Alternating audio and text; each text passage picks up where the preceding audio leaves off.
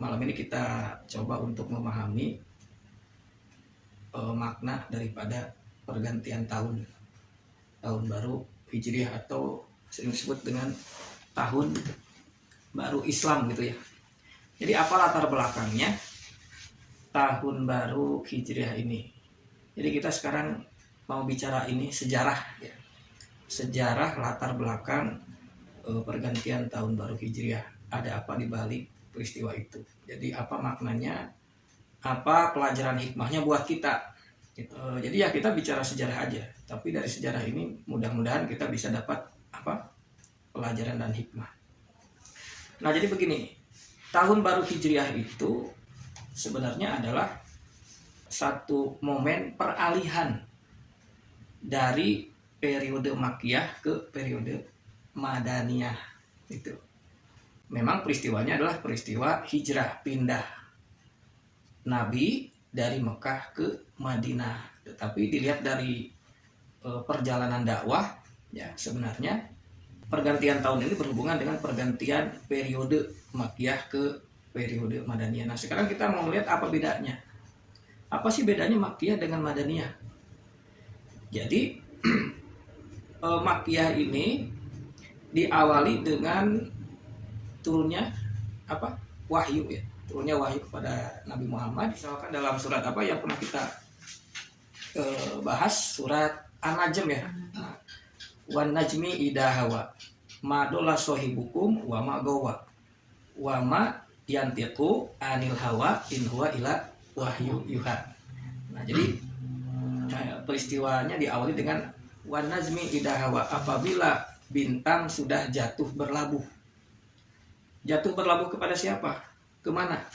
Yang dimaksud di sini bintang bukan bintang dalam arti yang sebenarnya, tetapi bintang dalam makna yang lain atau makna kiasan lah gitu ya. Jadi bintang itu kan lambang dari memberi cahaya, ya memberi petunjuk. Jadi kalau di waktu malam ada bintang, bintang itu tujuannya, fungsinya adalah untuk memberi petunjuk. Ya. Nah jadi yang dimaksud di sini hawa itu artinya apa? Jatuh kan? Jatuh dari ketinggian. Itu arti makna hawa secara kamus adalah turun atau jatuh dari ketinggian. Jadi wan najmi idha hawa. Dia jatuh berlabuh kemana? Kepada diri Muhammad. Jadi jatuhnya kepada diri Muhammad bin Abdullah. Sehingga Muhammad bin Abdullah yang kejatuhan bintang itu pada ayat keduanya, madola sohibukum wa magowa. Sahabatmu, temanmu itu bukan orang yang tersesat dan juga bukan orang yang ngelantur gitu. Jadi apa yang dia ucapkan itu bukan sesuatu yang sesat dan bukan sesuatu yang melantur, karena Muhammad ketika itu membacakan ayat-ayat Al-Quran. Nah maka pada ayat berikutnya apa? Wama yantiku anil hawa. Apa yang dia atau apa? Dia tidak berucap, dia tidak membacakan sesuatu dari keinginannya, tetapi in huwa ila wahyu yuha, tetapi itu adalah wahyu yang disampaikan atau pesan yang disampaikan kepadanya. Sehingga bintang itu adalah wahyu. In huwa, bintang itu tiada lain adalah wahyu yang disampaikan kepada Nabi. Nah itu, jadi awalnya. Siapa yang mengajarkan? Alamahu sadidul kuwa. Diajarkan oleh sosok yang sangat kuat, sosok makhluk yang kuat, dan seterusnya. Nah itu awalnya kan begitu. Nah kemudian ini kita bicara apa? Periode Makkiyah. Jadi periode Makkiyah. Inti daripada wahyu Allah itu apa sih sebenarnya? Pesan, peringatan kepada umat manusia. Jadi Allah mau memberikan peringatan sekaligus pelajaran, sekaligus jalan hidup kepada manusia. Nah maka setelah 3 tahun, kurang lebih 3 tahun ya, jadi setelah Nabi menerima perintah menerima wahyu pertama, yaitu dalam bentuk surat Al-Alaq ya, Iqra, nah, maka 3 tahun Nabi menyampaikan berita ini kepada orang-orang yang yang sangat dekat secara pribadi, itu ya orang-orang yang terdekat saja. Jadi terbatas, kurang lebih selama 3 tahun. Coba aja kalau dikatakan saya dapat wahyu, saya utusan Allah misalkan, mana ada orang percaya? Ya enggak? Kalau orang atau Muhammad bicara begitu ya, sukar orang untuk percaya. Pasti biasanya disebut apa? Pendusta. Nah, memang berat gitu ya, berat. Nah, tapi karena ini harus disampaikan, jadi disampaikan kepada orang-orang dekat. Siapa orang dekat Nabi itu? Keluarganya, istrinya, kemudian siapa itu anak pamannya, Ali bin Abi Thalib, kemudian kepada bujangnya, punya bujang, punya apa namanya itu, Zaid bin Harisah, istrinya siapa? Khadijah. Kemudian kepada ada satu teman yang dekat dengan Nabi, dengan Muhammad, siapa? Abu Bakar. Nah itu terbatas. Kemudian dari Abu Bakar juga disampaikan kepada teman dekatnya lagi. Akhirnya selama kurang lebih 3 tahun terkumpul satu kelompok kelompok kegiatan pengajian lah begitu ya, untuk menerima pelajaran ayat-ayat Allah dari Nabi. Kelompok itu disebut Darul Arqam. Jadi di satu rumah yang bernama, dari sahabat yang bernama Arqam. Nah itu jadi awalnya. Kemudian isinya apa sih? Isi dari pelajaran itu ya ayat-ayat, surat-surat peringatan, ya, memberi peringatan seperti kita sudah pelajari dalam surat apa? Surat Nuh, ya. Inna arsalna nuhan ila qaumihi an andir qaumaka min qabli ayatiyahum azabun alim. Itu semua nabi begitu, pesannya sama, ya. Jadi aku telah mengutus Nuh kepada kaumnya untuk menyampaikan peringatkan kepada kaum kamu sebelum kepada mereka apa? Dijatuhkan azabun alim, apa? Sanksi hukum berat. Jadi Allah akan menjatuhkan sanksi hukum berat karena status hukum manusia ini adalah khata'un, berdosa. Artinya Allah mau mendorong manusia karena ini adalah secara hukum itu sifatnya memaksa sebenarnya. Karena Allah itu adalah Al-Azizul Hakim, mendorong manusia, mengarahkan manusia agar mau mengikuti aturan hidup, agar mau mengikuti jalan hidup dari Sang Pencipta. Nah itu, jadi untuk apa? Untuk agar bisa menerima keputusan terbaik nantinya. An andir qaumaka min qabli an ya'tiyahum adabun alim.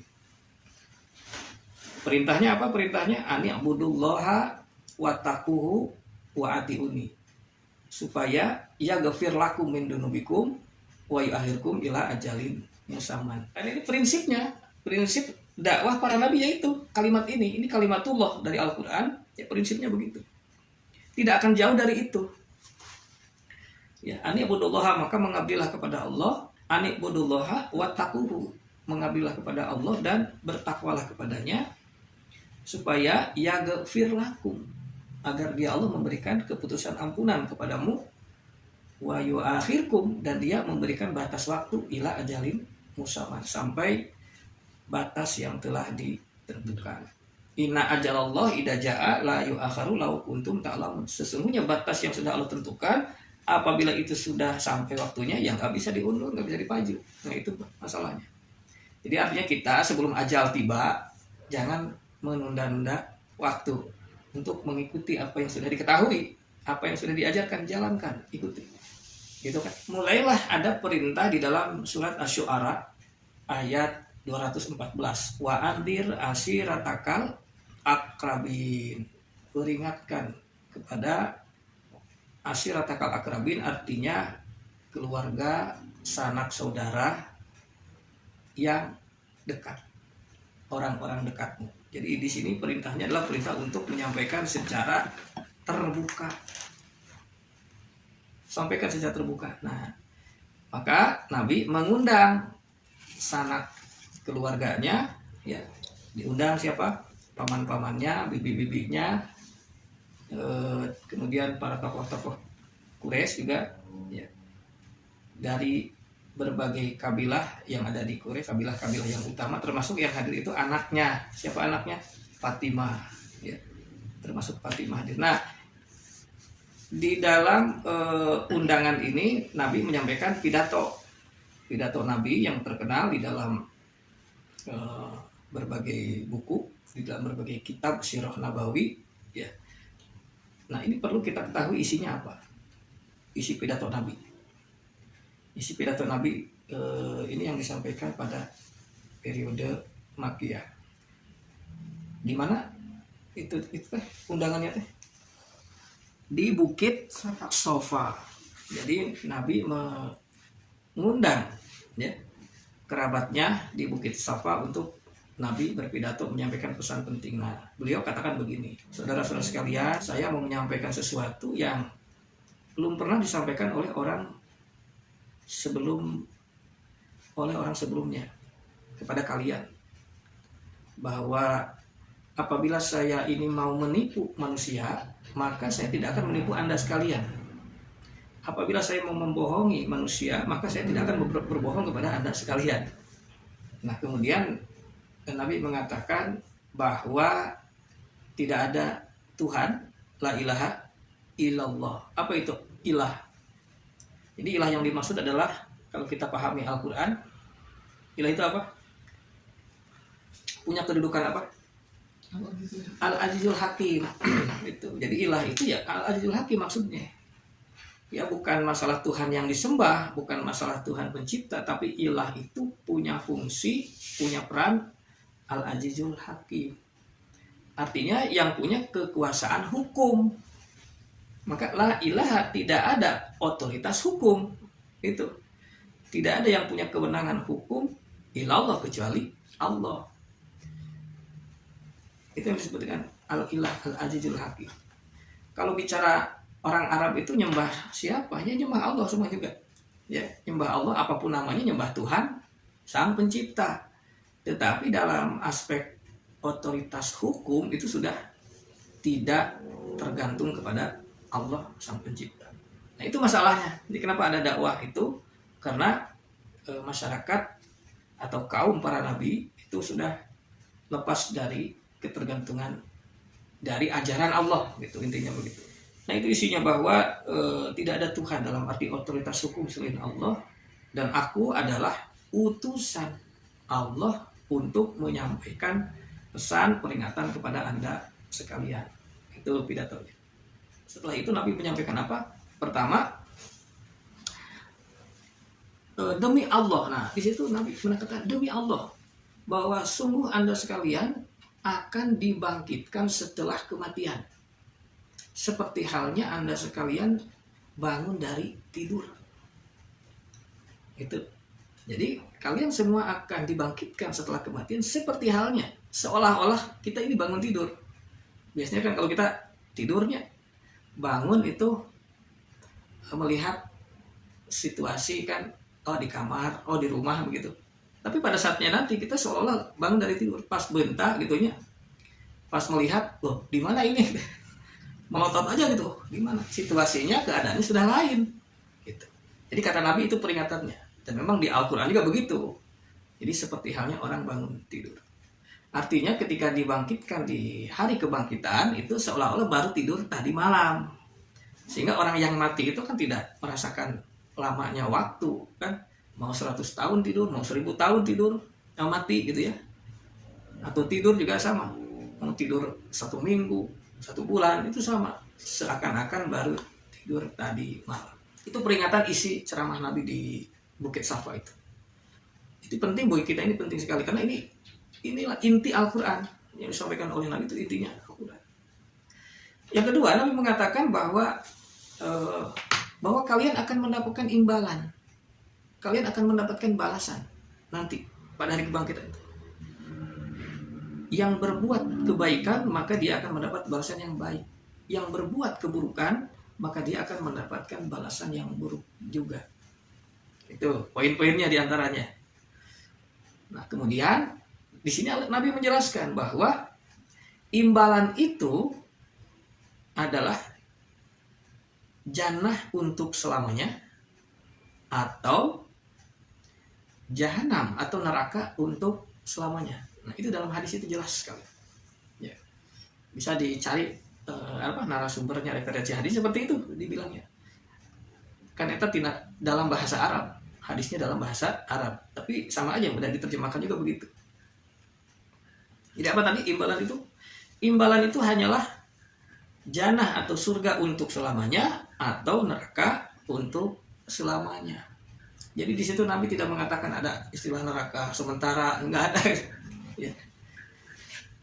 Kemudian ada lagi setelah itu ada poin yang lain juga, bahwa saya tidak bisa sedikit pun menyelamatkan Anda sekalian dari sanksi hukum neraka.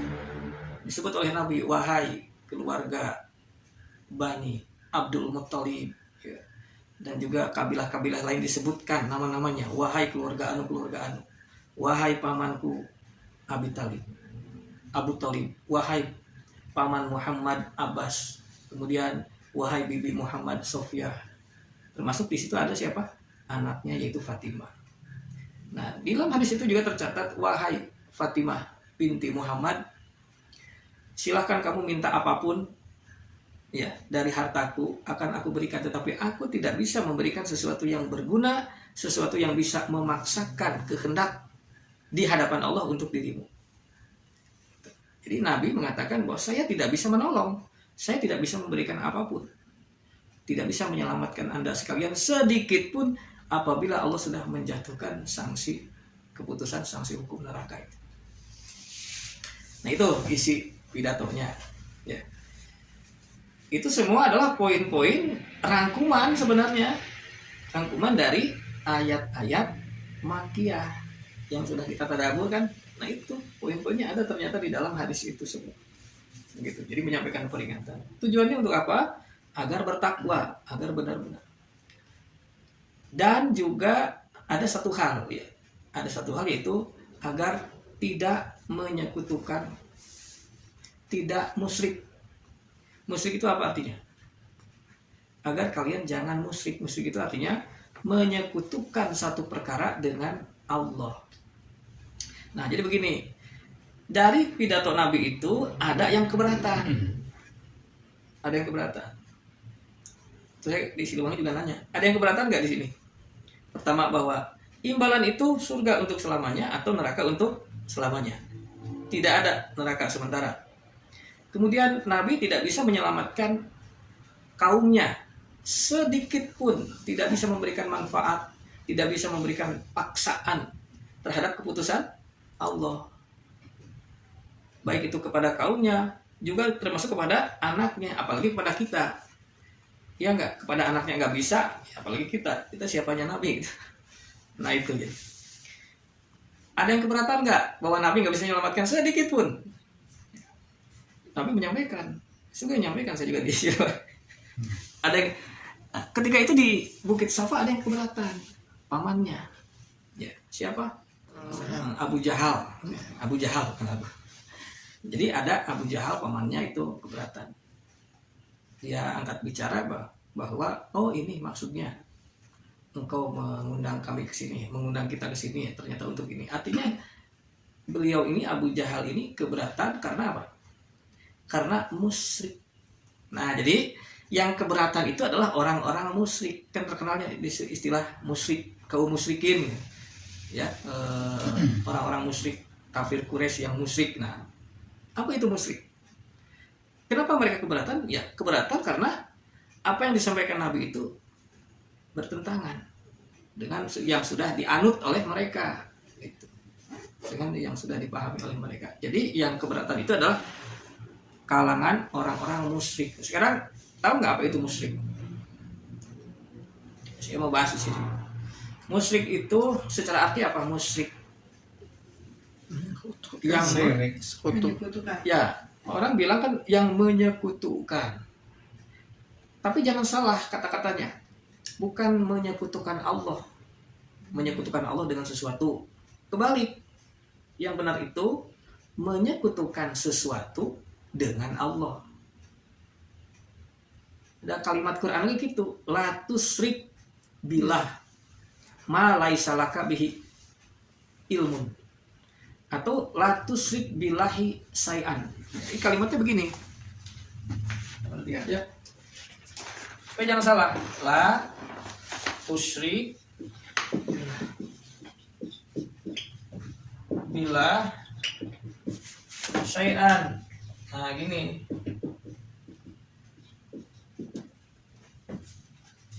Jadi la tusyrik jangan menyekutukan dengan Allah sesuatu. Berarti jangan menyekutukan suatu perkara dengan Allah. Bukan jangan menyekutukan Allah dengan sesuatu. Salah. Beda maknanya. Jadi yang benar itu jangan menyekutukan suatu perkara dengan Allah. Paham tuh? Maksud menyekutukan apa? Mencampurkan satu perkara kepada Allah atau melibatkan satu perkara tertentu dengan Allah. Misalkan perkara itu diantaranya apa? Keterangan, ide, ajaran, amalan-amalan, bahkan juga panutan-panutan. Itu disekutukan dengan Allah. Artinya dianggap ini dari Allah, dianggap ini sama-sama juga dilibatkan sebagai bagian dari ajaran Allah. Itu yang dimaksud menyekutukan sesuatu dengan Allah, bukan menyekutukan Allah. Kalimat di dalam Al-Quran itu mengatakan la tusyrik bi, dalam surat Al-Isra, la tusyrik bi ma laisa laka bihi ilmun. Janganlah kamu menyekutukan denganku perkara yang tidak ada dasar ilmunya. Menyekutukan ini misalkan ada keterangan-keterangan. Kamu harus mengamalkan ini nanti akan dapat pahala. Kamu harus mengamalkan ini nanti dapat surga misalkan. Nah, ini satu perkara. Contohnya satu keterangan, apakah ini dari Allah? Bukan.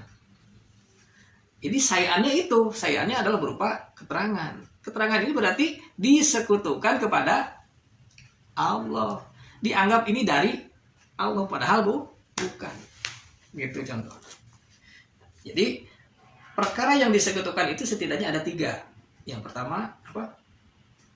Keterangan-keterangan, ya, pemikiran-pemikiran ya tentang informasi-informasi yang dianggap ini informasi dari Allah, padahal bukan. Ini disekutukan. Yang kedua bisa amalan-amalan. Amalkan ini. Misalkan karena nanti akan dapat imbalan, akan dapat pahala, akan misalkan bisa menghapus dosa. Karena yang hak urusan dosa itu yang berhak menghapus, mengampuni, atau juga memberikan imbalan pahala kan hanya Allah. Nah, apa benar bahwa amalan itu dari Allah misalkan? Nah, kalau bukan berarti itu yang dimaksud menyekutukan. Bisa juga yang disekutukan itu adalah alihatun, ilah-ilah lain.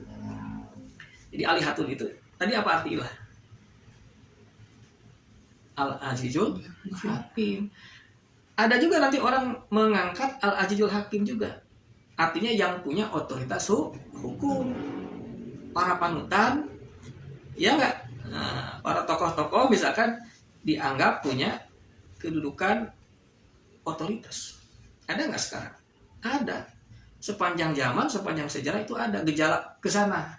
Bahwa kalangan tertentu, kalangan alim gitu ya, itu dianggap punya otoritas hukum, dianggap Azizul Hakim, ya sama aja. Itulah yang disebut dengan ilah-ilah yang lain selain Allah. Berarti disekutukan dengan Allah, dianggap mengikuti kalangan itu, mengikuti orang-orang alim itu dianggap sama dengan mengikuti Allah. Berarti menyekutukan. Paham nggak? Simpel sebenarnya arti menyekutukan. Jangan menyekutukan perkara-perkara yang tidak jelas kepada Allah, padahal bukan dari Allah. Ya kayak beginilah gampangnya. Kita punya pemerintah. Ya, pemerintah kan ada rencana kerja, ada program, ada instruksi dan lain-lain, ya nggak, ada undang-undang ya. Nah, jangan sampai ada nanti perkara-perkara, program-program yang bukan dari pemerintah. Nah, itu disekutukan kepada pemerintah, bukan dari pemerintah. Itu, ya nggak. Atau orang-orang tertentu, ya oknum-oknum tertentu membawa-bawa nama pemerintah, padahal bukan dari pemerintah. Bisa dipahami?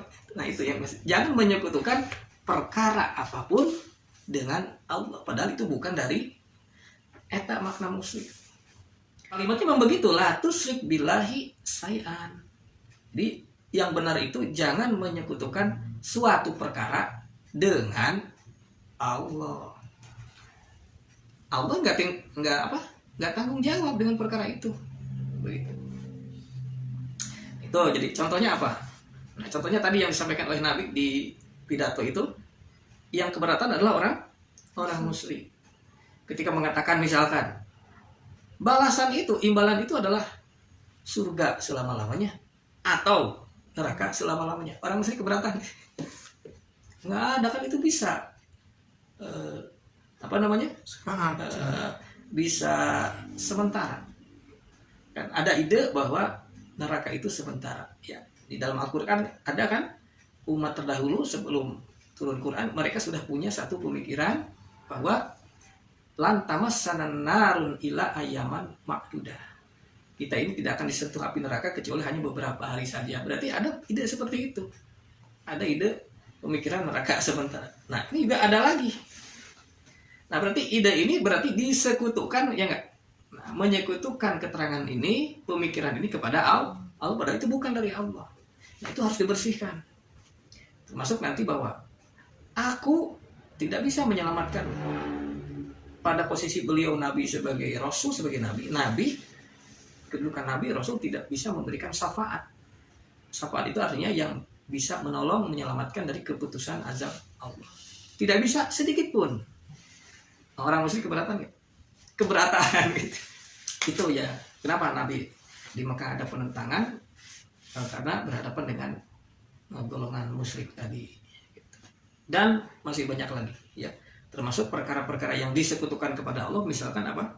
Informasi-informasi gaib, ya enggak?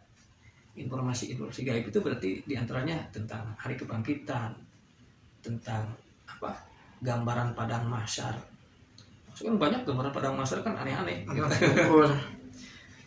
Ya termasuk itu ya, jadi tentang azab kubur dengan berbagai gambarannya yang informasi gaib lah itu bukan dari Allah, tetapi diserikatkan, disekutu. Gambaran surga neraka yang berlebihan itu juga bukan. Nah, maka Nabi mengalami penentangan dari orang-orang disebutnya kafir, golongan yang menentang, yang mengingkari ya Nabi dengan pelajaran ayat-ayatnya. Disebut dengan kafir Quraisy ya, kalangan Quraisy yang menentang. Nah itu, jadi sejarah tentang peristiwa ini bisa dilihat di Sirah Nabawi. Kalau bisa supaya punya referensi untuk baca-baca perjalanan Nabi dari awal sampai akhir itu. Nanti kita perlu datanya. Jadi untuk mendukung kajian kita. Jadi Sirah Nabawi ini adalah data sejarah untuk mendukung kajian kita tentang Al-Quran. Karena masyarakat itu kan biasanya akan yakin kalau ada data Sirah Nabawi gitu. Apalagi ada hadisnya gitu ya, kita juga ambil hadis-hadis yang memang relevan atau paralel ya dengan ayat-ayat Al-Quran. Ada satu buku nih, buku yang terkenal, ngaran buku nate ya Sirah Nabawi. Judul aslinya itu kitab ya, dari satu kitab namanya kitab Rohik Al-Maktum. Rohik Al-Maktum. Bisa deh nyebut bahasa Arab, Rohik Al-Maktum. Tulisannya itu Arab dan atau ya? Tulisannya Ya Arab, Rohik Al-Maktum. Tulisan di bukunya itu apa? Bahasa Indonesia. Aslinya bukunya ada yang bahasa Arabnya gitu maksudnya. Indonesia ada kan? Ada. Rohik. Rohikun Maktumun. Ini kenapa saya bawa judul buku? Nah ini saya mau bahas sedikit nih. Jadi ada satu buku dari satu kitab. Ini kitab Sirah Nabawi. Nama kitabnya Ar-Rohik Al-Maktum. Karya namanya itu pengarangnya Syekh Safiur Rahman Al-Mubarakfuri, orang India, pada tahun 1900 Jadi pemenang kompetisi menyusun sejarah Nabi. Jadi ada buku ini, jadi buku ini adalah buku pemenang kompetisi yang menyusun sejarah Nabi pada tahun itu 1979. Nama pengarangnya siapa tadi? Syekh Safiur Rahman Al-Mubarakfuri, orang India. Ada 2 bahasa, bahasa Arab dan bahasa Urdu. Dan sekarang sudah banyak terjemahan. Dalam bahasa Indonesia sudah banyak penerbit yang menerbitkan ini dengan judul Sirah Nabawi. Apa itu yang dimaksud dengan Ar-Rahiq Al-Makhtum? Rahiqul Makhtum. Kalau diartikan, ini sebenarnya diambil judulnya itu, ya saya penasaran aja kenapa judul kitabnya Rahiq Makhtum. Nah, hubungan anak gitu ya. Ini diambil ternyata dari surat Al-Mutaffifin. Ada surat Al-Mutaffifin ayat 25. Jadi dikatakan di situ yusqauna min rahiqin makhtum. Artinya bahwa para ahlul jannah itu akan mendapatkan minuman yang disebut dengan rahiq makhtum, rahiqin makhtum. Jadi mereka para ahlul jannah itu ketika hari kebangkitan akan disambut oleh Allah dan akan disuguhkan dengan ar-rahiq artinya minuman, makhtum itu isi maf'ul dari kata khotam. Nama khotam itu menutup. Tamat bisa Ya, tamat, tutup artinya menutup. Jadi makhtum artinya yang ditutup, minuman yang disegel. Ini kalau secara arti kata gitu ya. Ar-rahiq al-makhtum. Ar-rahiq al-makhtum artinya minuman yang disegel, yang ditutup. Dijelaskan lagi dalam ayat itu, khitamuhu miskun. Tutupannya itu rapat, kuat. Jadi si tutupnya itu rapat, kuat. Wa fizalika falyatanafasil mutanafisun. Maka untuk itulah hendaknya orang berlomba-lomba. Maksudnya berlomba-lomba itu bukan masalah urusan apa? Dapat air, bukan. Jadi supaya mendapatkan sambutan seperti itu nanti gitu. Ya. Jadi rahiq makhtum artinya kalau sekarang itu minuman kemasan lah, gampang nama. Aqua. Ya. Tahu enggak? Kan itu minuman yang disegel gitu. Aqua. Kita buku miskun. Jadi Jadi tutupannya, segelnya itu miskun, kuat, rapat gitu.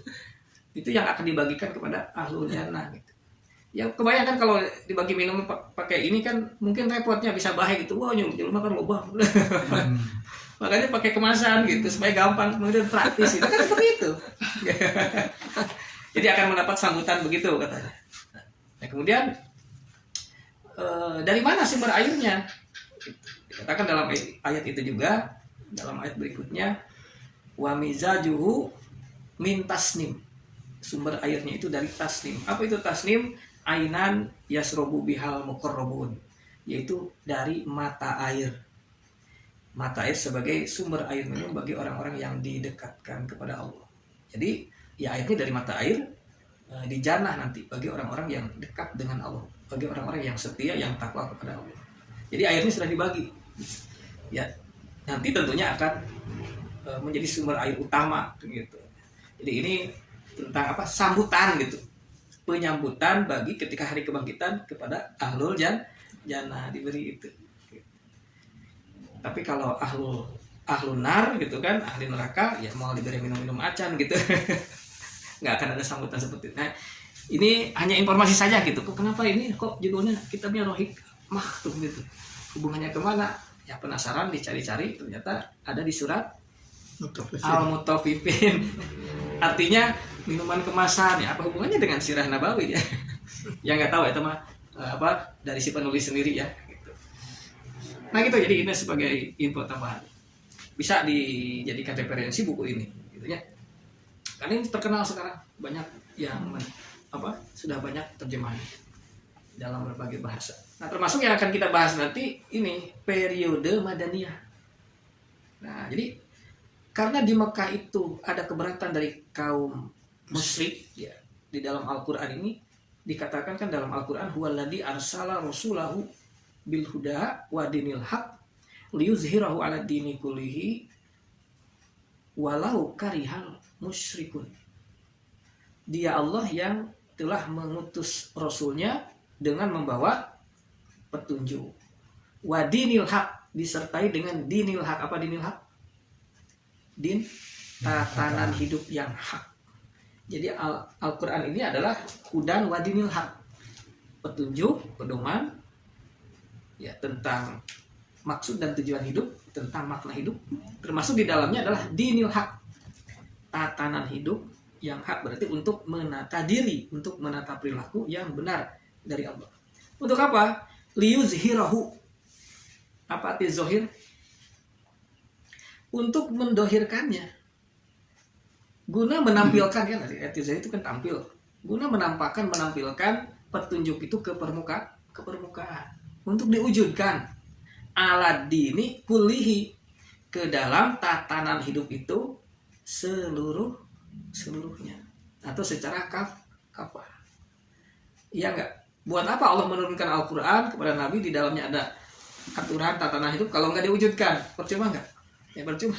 Jadi pasti diturunkan itu untuk diwujudkan bagi orang yang beriman, sebagai syarat mutlak dari Allah agar mencapai derajat takwa. Nah maka ini tujuannya, liyuzhirahu, agar ditampilkan ke permukaan, ke dalam kehidupan, ala dini kulihi, ke dalam berbagai aspek-aspek perbuatan. Nah kemudian ada kalimat walau karihal musfikun, walau sekalipun, kariha artinya tidak suka, dibenci, sekalipun orang-orang musyrik tidak menyukainya, begitu. Jadi ini tetap mau ditampilkan ya oleh Nabi ketika itu, sekalipun keberatan dari pihak kalangan musyrik, atau ada di ayat lain walau karihal kafirun, ada walau karihal musyrikun, sama begitu. Jadi inilah misi Nabi, mendakwahkan dan juga menampilkan ke dalam tatanan hidup ajaran Allah seluruhnya, begitu. Nah, karena ini menghadapi apa? Tantangan dari orang-orang Quraisy, dianggap pendusta, dianggap apalagi mengada-ada, sesat dan macam-macam Nabi.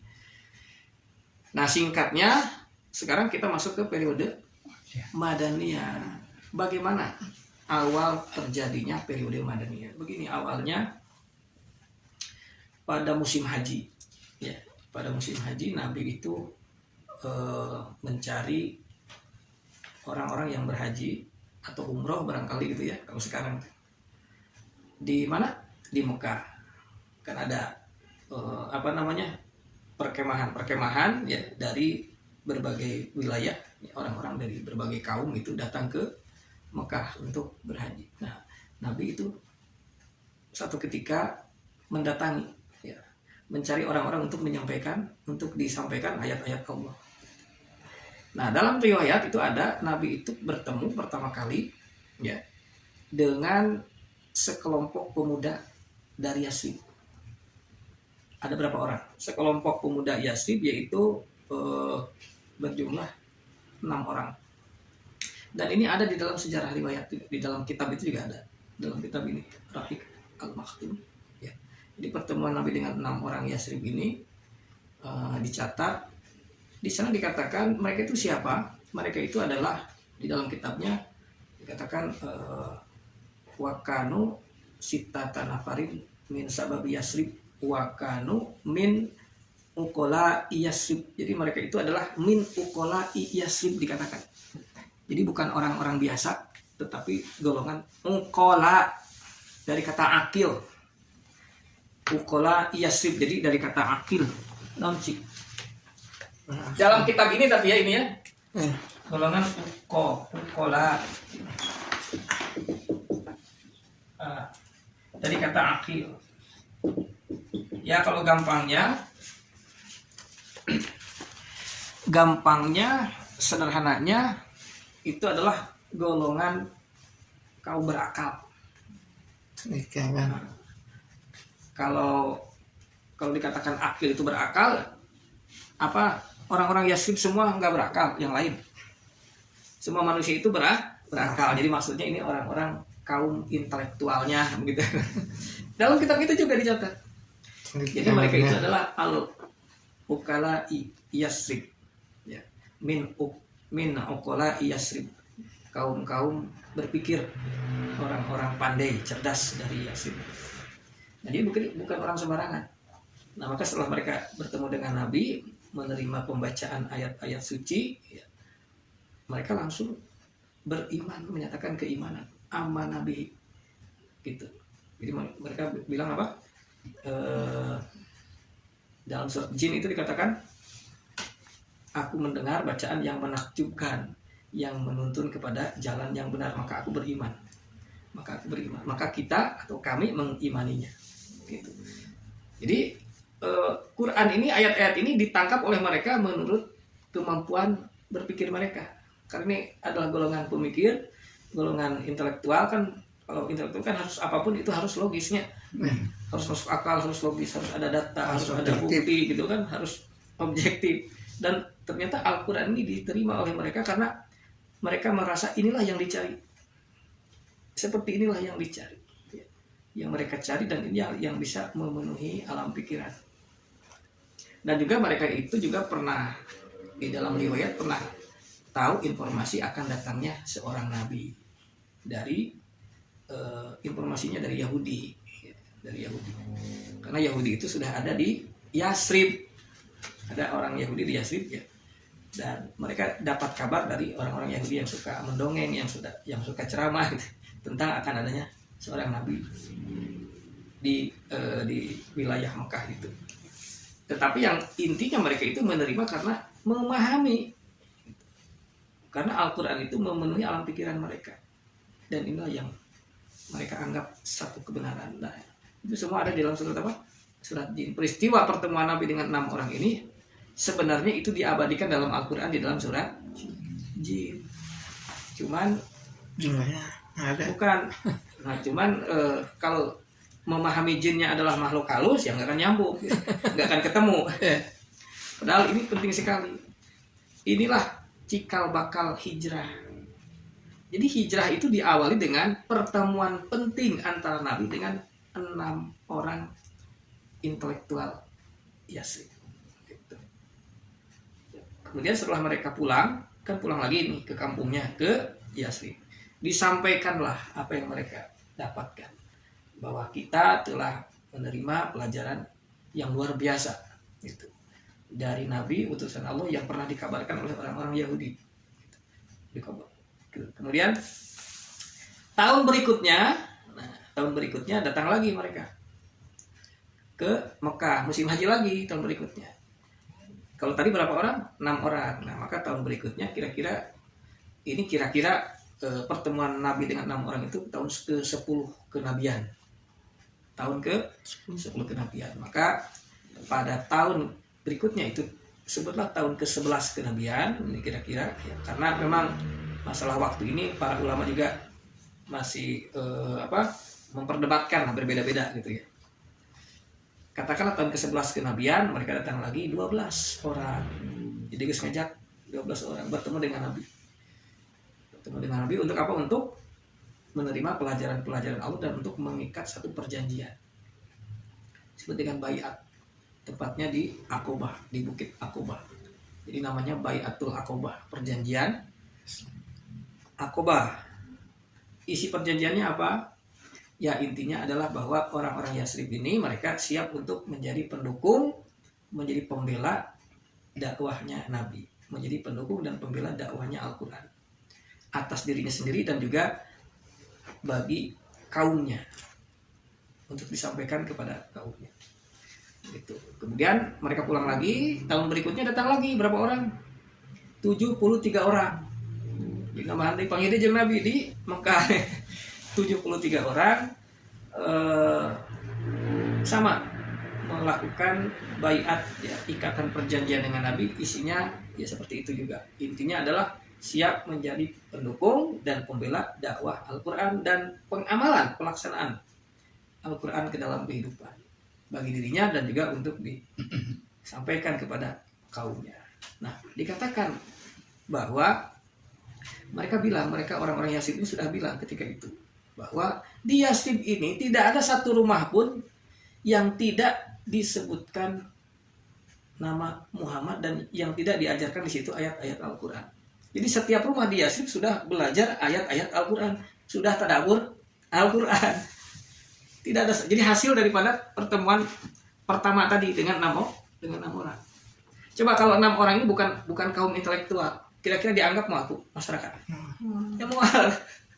Ya, jadi karena mereka intelektual, ya orang awam itu kan percaya kan, orang terpelajar, orang sekolahan, ya pasti didengar kan. Nah itu. Jadi setiap setiap adanya sebuah reformasi, revolusi atau sebuah rekayasa sosial, ya itu diawali dengan gerakan dari kaum cendekiawan, kaum intelektual, kan begitu ya. Seperti gerakan-gerakan pendidikan, gerakan-gerakan sosial kemasyarakatan di Indonesia kan kitunya ayatna Muhammadiyah, adanya Nahdlatul Ulama, adanya Hari Pendidikan Nasional, itu semua adalah kalangan intelektual. Nah, sama begitu. Jadi adanya satu perubahan pola pemikiran di Yasrib itu siapa yang membangkitkan ini? 6 orang ini. Begitu. Jadi 6 orang ini setelah menerima input yang luar biasa dari Nabi, mereka membawa perubahan pemikiran. Nah itu. Jadi 73 orang dari Yasrib itu menyatakan ikatan perjanjian dengan Nabi. Nah, di antara piagam Aqobah atau perjanjian Aqobah itu yang intinya itu adalah bahwa jangan musyrik. Itu intinya. Yang inti dari perjanjian itu adalah jangan musyrik. Apa tadi arti musyrik? Tadi kan udah. Jangan menyekutukan satu perkara dengan Allah. Sehingga nanti menjadi ajaran Allah ini campur aduk, tidak murni lagi, begitu. Sehingga segala-gala masuk informasi-informasi yang tidak jelas bukan dari Allah dan Rasulnya, termasuk amalan-amalan, sehingga tidak murni lagi. Akhirnya tidak melahirkan kualitas ibadah, kualitas perilaku yang dikehendaki oleh Allah. Itu. Jadi lamun musyrik seperti dalam surat Al-Bayyinah, ada yang apa surat Al-Bayyinah? Lam yakunil ladina kafaru min ahlil kitab wal musyrikin munfakina hatta ta'tiyahumul bayyinah. Nah, jadi orang-orang yang musyrik itu karena nilai-nilai unsur-unsur yang diterima itu campur aduk, banyak sampah-sampahnya, jadi nggak ada kualitas baik dalam pola pemikiran maupun dalam akhlak pelaku perbuatan, tidak berkualitas memenuhi standar yang Allah kehendaki. Gitu jadi nanti begitu.